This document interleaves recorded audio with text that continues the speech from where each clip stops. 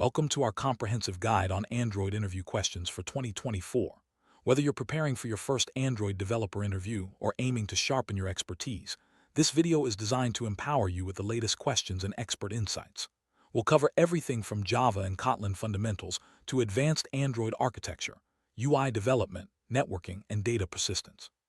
By the end, you'll have a clear understanding of what top employers are looking for and how to confidently tackle each topic. Let's embark on this journey to Android interview excellence together. Let's start with the basics. Java and Kotlin are the primary languages for Android development. Understanding their differences is crucial.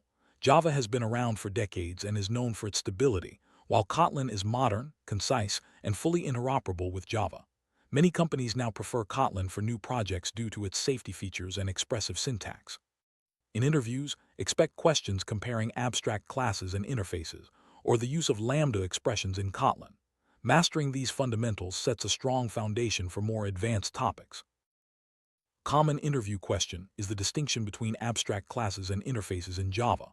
An abstract class can have both abstract and non-abstract methods, and it cannot be instantiated directly. Interfaces, on the other hand, are collections of abstract methods and constants that any class can implement. The key difference is that a class can implement multiple interfaces, but can only extend one abstract class. This flexibility makes interfaces ideal for defining capabilities that can be shared across unrelated classes. Understanding how equality works in Java is essential. The equals operator checks if two references point to the same object in memory, while the equals method checks if two objects are logically equal in value. For example, two different string objects with the same content will return true with equals, but false with equals. This distinction is crucial for avoiding bugs, especially when dealing with collections or comparing user input. Kotlin introduces lambda expressions, which allow you to define functions inline without nomming them. This feature makes your code more concise and expressive. For example, you can sum two integers with a lambda, x, int, y, int, plus y. Lambdas are widely used in Android for event handling, filtering collections, and simplifying asynchronous code. Interviewers may ask you to write or explain a lambda expression, so practice using them in different scenarios. In Kotlin, properties can be declared with or without initial values. A latnet property is declared without an initial value but must be initialized before use, making it useful for properties that can't be set in the constructor. An initialized property, on the other hand, is assigned a value at declaration and can be used immediately. Understanding when to use each is important for writing robust, error-free code. When working with collections in Java, you'll often choose between hash set and tree set. A hash set is an unordered set of unique elements, implemented using a hash table, making it fast for basic operations. A tree set, however, stores elements in sorted order using a red-black tree, which is useful when you need to maintain order. Knowing when to use each can improve both performance and code clarity. Kotlin's companion object allows you to define static methods and properties for a class. Unlike Java's static keyword, companion objects are actual objects associated with the class, not instances. This feature is commonly used for factory methods or constants. For example, you can define a companion object inside a class and add a static method that can be called without creating an instance. In Kotlin, a class is a blueprint for creating objects, while an object is a single instance of a class. Objects are often used to implement the singleton pattern, ensuring only one instance exists. This distinction is important for managing state and behavior in your app. Interviewers may ask you to explain or implement a singleton using Kotlin's object keyword. Polymorphism is a core concept in object-oriented programming. In Java, it allows objects to take on multiple forms, typically through inheritance and method overriding. For example, a subclass can override a method from its superclass to provide a different implementation. This enables flexible and reusable code, which is highly valued in interviews. Functional interface in Java is an interface with only one abstract method. It's often used with lambda expressions and method references, making code more concise and readable. Java provides the @functional interface annotation to indicate that an interface is functional. Understanding this concept is key for modern Java development, especially when working with streams and collections. Access modifiers control the visibility of methods in Java. Private methods can only be accessed within the same class, while protected methods can be accessed by subclasses. This distinction is important for encapsulation and inheritance, ensuring that sensitive logic is hidden while still allowing for extension where needed. Android apps are built from several key components: activities, fragments, services, broadcast receivers, and content providers. Each serves a unique purpose. Activities manage UI screens, fragments are reusable UI parts, services handle background tasks, broadcast receivers listen for system events, and content providers manage shared data. Understanding these components is fundamental for any Android interview. Activity represents a single screen with a user interface, handling user interactions and managing UI components. Fragments, on the other hand, are modular sections of an activity, allowing for more flexible and reusable UI designs. Fragments can be added or removed at runtime, making them ideal for dynamic interfaces and multi-pane layouts. Services in Android run background tasks without a user interface. A standard service runs continuously until stopped, while an intent service performs a single task and stops itself automatically. Intent service is useful for short-lived background operations, as it handles threading for you. Knowing when to use each is crucial for efficient app design. Broadcast receivers listen for system or app events, such as incoming messages or connectivity changes, and respond accordingly. Content providers manage shared app data, allowing other apps to access or modify it through a standardized interface. Both components are essential for building interactive and data-driven Android apps. The activity lifecycle in Android includes several states: created, started, resumed, paused, stopped, and destroyed. Each state has specific callback methods that can be overridden to manage resources, save data, or update the UI. Mastering the lifecycle is vital for building stable and responsive apps. Data can be passed between activities using intents and bundles. Intents are used to start new activities, and you can attach extra data using key-value pairs. Bundles are containers for this data, making it easy to transfer information like user input or settings. This mechanism is fundamental for multi-screen apps. In Android UI development, a view is a single UI element like a button or text field, while a view group is a container that holds multiple views or other view groups. View groups, such as linear layout or constraint layout, define how child views are arranged. Understanding this hierarchy is key for building complex interfaces.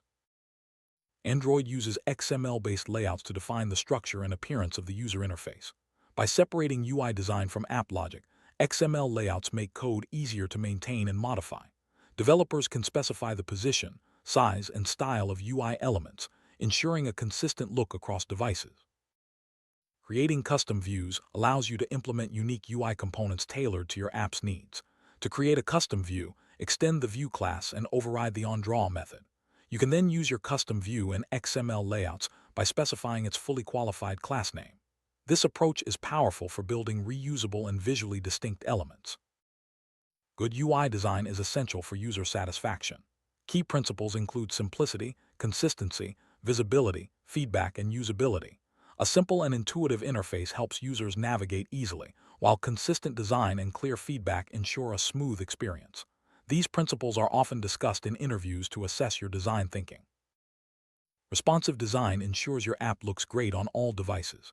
Use layouts like relative layout, constraint layout, or grid layout to define UI elements in relation to each other. This approach allows your app to adapt to different screen sizes and orientations, providing a consistent user experience.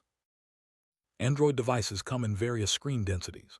Use resource qualifiers like HDPI, XHDPI, and XXHDPI to provide different versions of UI elements. The system automatically selects the appropriate resource based on the device's density, ensuring your app looks sharp on every screen. Recycler View is a powerful and flexible widget for displaying large sets of data in a scrollable list or grid. It's more efficient than List View, offering customizable item views and improved data recycling. Recycler View is essential for building modern, high-performance Android apps. Animations enhance user experience by providing visual feedback and smooth transitions. Android offers animation and animator classes for basic effects like fade-in or slide-in, and the transition framework for more complex animations. Well-designed animations make your app feel modern and responsive. Android provides a variety of UI components, including text view, image view, button, edit text, progress bar, and recycler view. These components form the building blocks of your app's interface, allowing you to display text, images, user input fields, and progress indicators. Material Design is Google's design language for Android apps. It provides guidelines for typography, color, layout, and animation, ensuring a consistent and intuitive user experience. Following material design principles helps your app stand out and feel familiar to users. The match parent attribute in Android XML layouts tells a view to take up as much space as possible within its parent container. This is useful for creating full-width or dynamically sized UI components, ensuring your layout adapts to different screen sizes. Mobile UI design principles include simplicity, consistency, feedback, affordance, and discoverability. These principles ensure your app is easy to use, intuitive, and visually appealing. Interviewers may ask you to explain or apply these principles to a sample app design. Optimizing UI performance is crucial for a smooth user experience. Reduce layout hierarchies, use vector drawables instead of bitmaps, and prefer recycler view over list view for long lists. Tools like lint can help detect and fix performance issues, ensuring your app runs efficiently. The DP unit, or density-independent pixel, is used in Android to specify dimensions that look consistent across devices with different screen densities. Using DP ensures your UI components maintain their intended size and appearance, regardless of the device. ViewStub is a lightweight UI component that lets you defer the inflation of a layout until it's needed. This can improve app startup times and reduce memory usage, especially for complex layouts. Use ViewStub for optional or rarely used UI elements. Support various screen sizes. Use layout qualifiers like layout small, layout large, and layout text large. Combine these with DP units to create responsive layouts that look great on any device.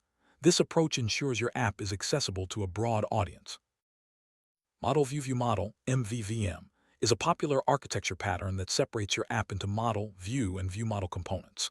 The model handles data and business logic, the view displays the UI, and the view model acts as a mediator. MVVM makes your code more testable and maintainable and enables data binding for reactive UIs.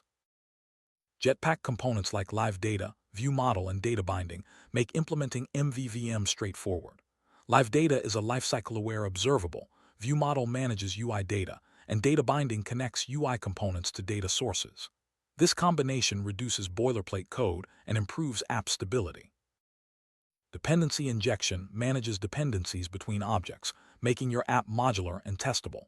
Dagger is a popular framework that uses annotations to generate code for providing dependencies. This approach reduces code duplication and improves maintainability. ViewModel stores and manages UI-related data, surviving configuration changes like screen rotations. Live data enables reactive programming by allowing the UI to observe data changes and update automatically. Together, they decouple the UI from business logic, making your app more robust. MVC, MVP, and MVVM are architecture patterns that separate concerns in your app. MVC uses a controller as a mediator, MVP introduces a presenter for better testability, and MVVM uses a view model for state management and data binding. Understanding these patterns helps you choose the right structure for your project. Clean architecture promotes separation of concerns and isolates business logic from framework code. It organizes your app into layers, such as domain, use cases, and data, making it more maintainable and scalable.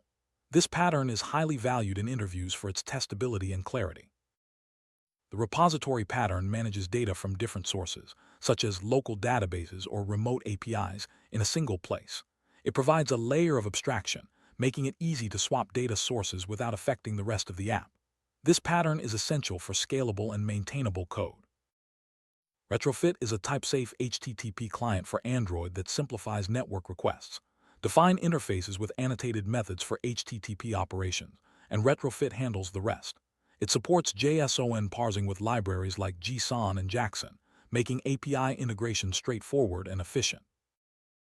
Room is an abstraction layer over SQLite, making local data storage easier in Android apps.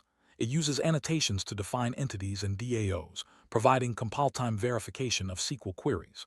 Room integrates with live data for reactive data updates, streamlining database operations. Synchronous network requests block the main thread, leading to unresponsive apps. Asynchronous requests run on separate threads, keeping the UI responsive. Use libraries like OK-HTTP or Retrofit to handle asynchronous operations with callbacks or coroutines, ensuring smooth user experiences.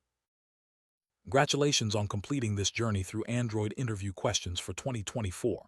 By mastering these topics, you're well equipped to tackle any interview with confidence. Remember, continuous learning and hands-on practice are key to staying ahead in the fast-evolving world of Android development.